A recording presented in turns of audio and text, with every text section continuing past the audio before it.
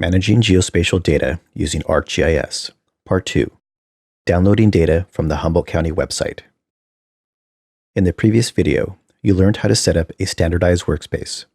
In this video, you will learn how to download data from the Humboldt County website and decompress files. For this activity, you should use the Chrome browser. Click the link to navigate to the official Humboldt County GIS download page. Take a moment to read through the disclaimer about the data provided on this website. This section will give you some information about uncertainty and error when using this data.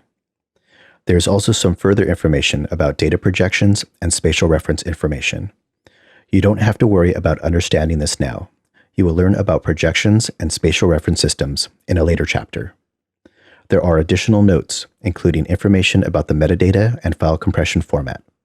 Take a moment to read these as well. You will download 4 shapefiles from this website: a road layer, a fire hydrant layer, a county boundary layer, and a layer for the election precincts in Humboldt County. One of these layers, the roads, is located near the top under Frequently Requested Datasets.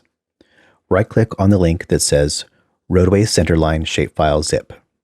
Select Save Link As, then navigate to your original folder.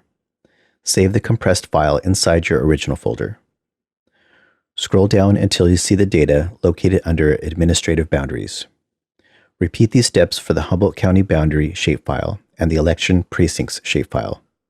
Be sure to save the files in your original folder. Once you are ready, scroll down further and download the Fire Hydrants shapefile located under Fire Plan Data. In this course, you are required to use 7-Zip, a file decompression software that handles multiple file compression formats commonly used for geospatial data. If you are a registered student at Humboldt State University working in a computer lab, you already have access to the 7-Zip software. If you are working from home, you will need to install 7-Zip on your personal computer.